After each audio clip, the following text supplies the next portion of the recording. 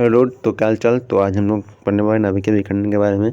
तो बिना time waste किए नाभिकीय विखंडन के बारे में पढ़ता है। नाभिकीय विखंडन क्या होता है? न्यूक्लियर फ्यूजन पर एक स्टडी। इस स्टडी मटेरियल में हम लोग आपको क्या देने वाले हैं, एकदम सिंपल लैंग्वेज आज हम लोग पढ़ेंगे। एकदम सिंपल लैंग्वेज में जितना भी एग्जाम होता है ना, परीक्षाएँ होती है, प्रतियोगिता परीक्षा होता है, उस सब के लिए इंपॉर्टेंट है, ठीक है ना। एकदम सिंपल डिफिनेशन में, ठीक है। एकदम सिंपल में क्या है, तो देखो क्या है।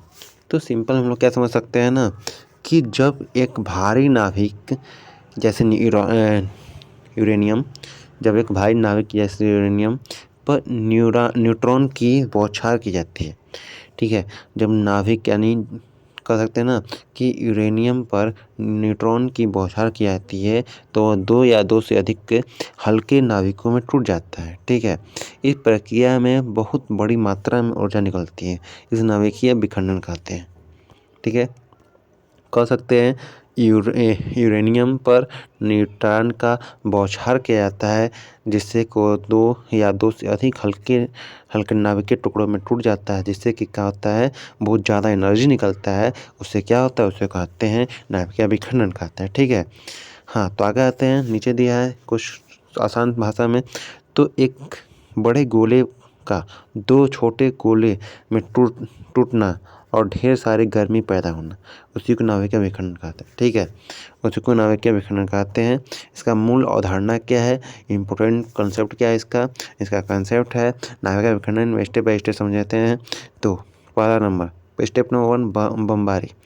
एक धीमा न्यूट्रॉन, ठीक है, यूरेनियम 235 जैसे अस्थिर नाभिक में टकराता है, ठीक है।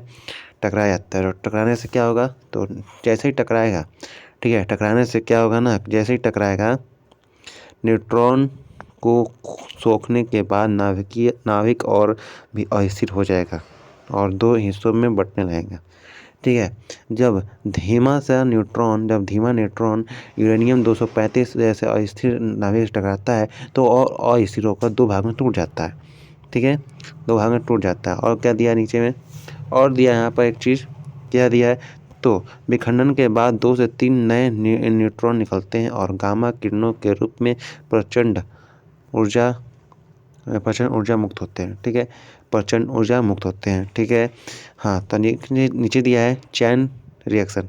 चैन रिएक्शन क्या दिया है, कि जो नए न्यूट्रॉन निकलते हैं वो आगे दूसरे यूरेनियम से नाभिकों को तोड़ते हैं, और वह प्रक्रिया लगातार चलती रहती है। मतलब कह रहा है ना कि न्यूट्रॉन गिरता है, ठीक है, यूरेनियम 235 पर, ठीक है, वो भी अस्थिर होता है, ठीक है। और देखो कह रहा है कि न्यूट्रॉन को सोखने के बाद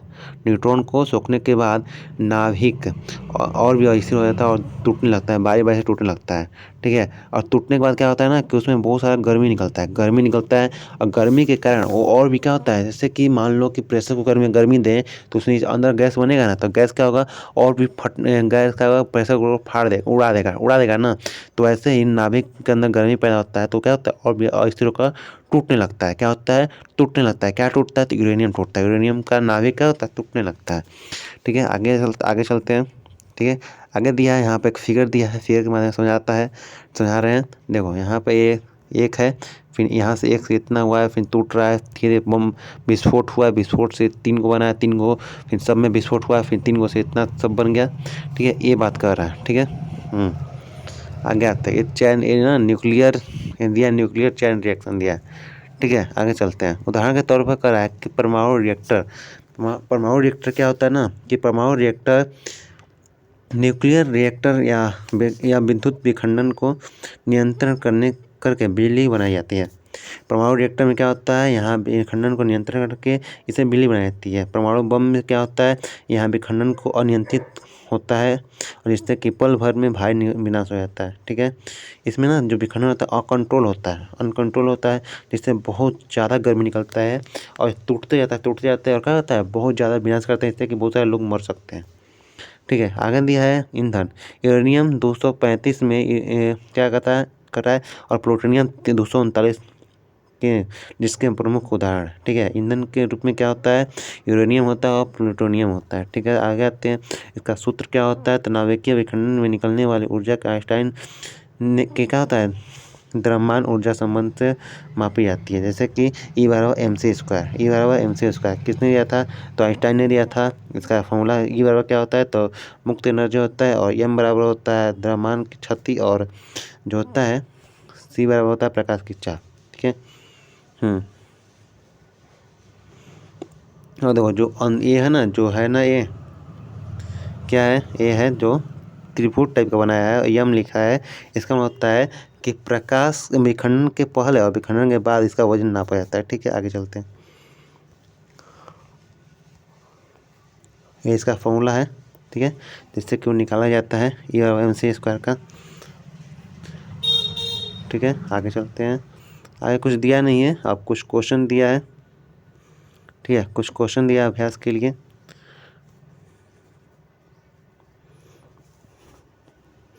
कह रहा है कि नाभिकीय जो है ना, नाभिकीय विखंडन, इसका खोज किसने किया है? तो इसका खोज किया है आर्टो हन और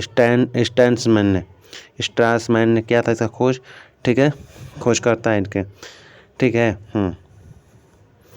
नीचे में एक चीज़ दिया है जो कि शॉर्टकट में ऊपर जो दिया ना उसी को समझाया नीचे, इसमें कुछ पढ़ना नहीं है।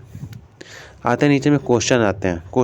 फर्स्ट क्वेश्चन करा जीके जीएस का आपका, नाभिकीय विखंडन की खोज किसने किया है? तो अभी आपको ऊपर ने बताया हमने, ऊपर हमने आपको बताया आर्टोहन और स्ट्रासमैन ने किया। ठीक है ना, ऑप्शन नंबर बी हो जाएगा। ठीक है, ऑप्शन नंबर बी क्या हो जाएगा? राइट आंसर हो जाएगा। ऑप्शन नंबर बी क्या हो जाएगा? राइट आंसर हो जाएगा। आगे चलते हैं। सेकंड क्वेश्चन है, परमाणु बम किस सिद्धांत पर आधारित है? परमाणु बम किस सिद्धांत पर आधारित है? तो अनियंत्रित विखंडन क्या होता है? अनियंत्रित विखंडन। ठीक है, अनियंत्रित विखंडन होता है। Option number B. ठीक है, ऑप्शन नंबर बी हो जाएगा। ठीक है ना, आगे आते हैं। तो उसके बाद क्वेश्चन क्या कर रहा है कि नाभिकीय विखंडन के टूटने पर कौन सा कण मुक्त होता है? तो ये मुक्त होता है, क्या होता है? न्यूट्रॉन होता है ना। क्या होता है? न्यूट्रॉन होता है। आगे आते हैं, परमाणु रिएक्टर के मंदक के रूप में किसका उपयोग किया जाता है? अरे मतलब कह रहा है ना कि मंदक रूप में, इसको मतलब मंदक रूप में होता है, इसमें भारी जल का उपयोग होता है। नाभिकीय विखंडन के में ऊर्जा किस रूप में निकलता है? तो ये ऊर्जा निकलता है आपका ऊर्जा प्रकाश के रूप में निकलता है बारे ना। तो उसमें और हो जाएगा आपका विकिरण हो जाएगा। आगे आते हैं, यूरेनियम का कौन सा आइसोटोप विखंडन के लिए सबसे उपयुक्त है? तो क्या बताए थे? 235। क्या हो जाएगा? सी हो जाएगा, 235, यूरेनियम 235। नियंत्रक छड़ें जैसे कंट्रोल रोड किसकी बनी होती है? तो ये बनी होती है आपकी कैडमियम का और बोरॉन की। ठीक है, आगे आते हैं, परमाणु रिएक्टर में जो लिखा है ना कुलेट का कार्य क्या होता है? कुलेट का कार्य क्या होता है? तो होता है ऊष्मा को बाहर ले जाना। ठीक है, बहुत मात्रा में ऊर्जा को बाहर निकालता है। प्राकृतिक में यूरेनियम में 235 की मात्रा लगभग कितनी होती है? प्राकृतिक यूरेनियम 235 में मात्रा कितनी होती है? किस चीज़ का कितना होता है? तो 0.7% है, 0.7% होता है।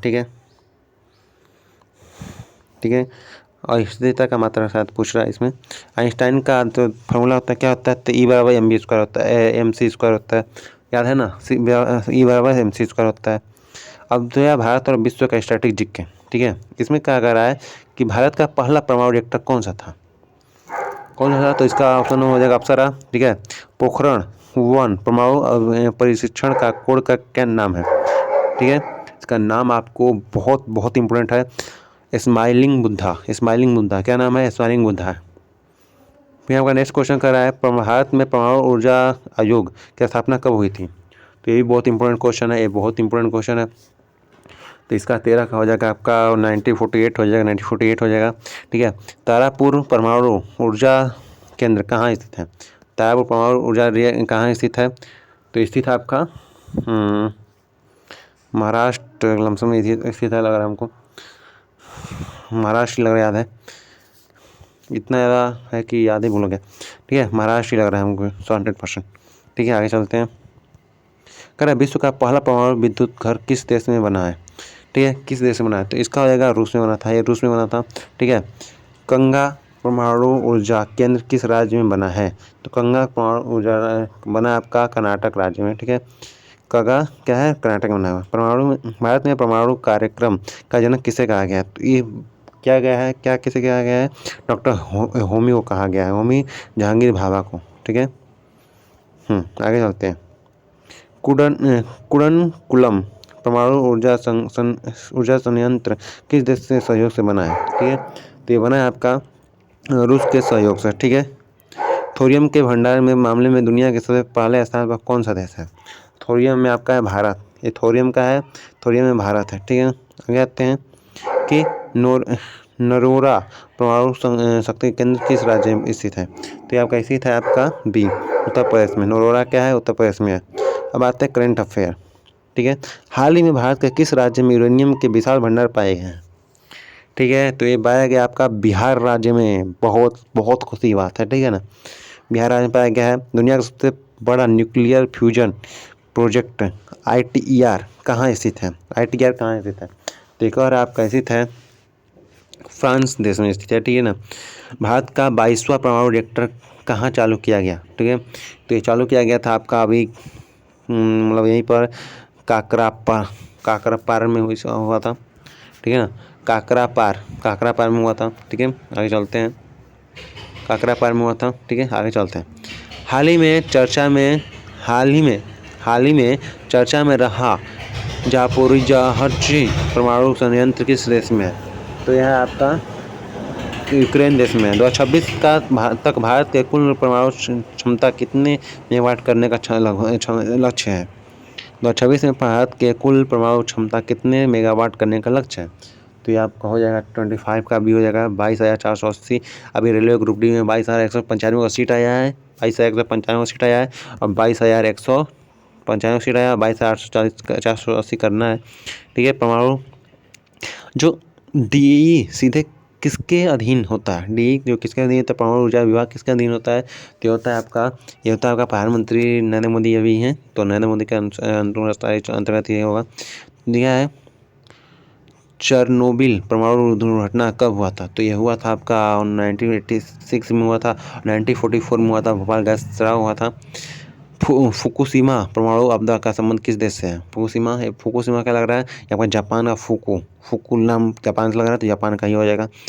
भारत में सबसे बड़ा परमाणु ऊर्जा संयंत्र कौन सा है? तो आपका हो जाएगा यहाँ पर कुडनकुलम हो जाएगा, कुडनकुलम परमाणु हो जाएगा। ठीक है, कुडनकुलम हो जाएगा। ठीक है, अच्छा अब बताइए आप लोग कि होप ऑफ मेडल किसको कहते हैं? होप ऑफ मेडल आशा की धातु किसे कहते हैं? तो ये किसको कहते हैं? तो ये कहते हैं आपको यूरेनियम को कहते हैं। ठीक है, तो अब आते हैं, खत्म हो गया क्वेश्चन। यहाँ पर कुछ एडवांस दिया है, इसको आपको डिस्क्रिप्शन डालेंगे, आप लोग डिस्क्रिप्शन पढ़ लीजिएगा, नहीं तो वीडियो बहुत लंबा हो जाएगा, तो आप लोग भी बोलेंगे कि बहुत लंबा वीडियो हो गया। तो मिलते हैं नेक्स्ट वीडियो में, तो कहते हैं तब तक ले जय हिंद। और चैनल पर आए तो चैनल को सब्सक्राइब कर लीजिए, वीडियो को लाइक करिएगा और दोस्तों तक शेयर जरूर कीजिएगा। ठीक है, शेयर करिएगा ना, शेयर कर दीजिएगा। हम इसको आपको डिस्क्रिप्शन बॉक्स में डाल देंगे या आपको कमेंट बॉक्स में कमेंट कर देंगे। ठीक है, आप लोग देख लीजिएगा। ठीक है, मिलते हैं नेक्स्ट वीडियो में।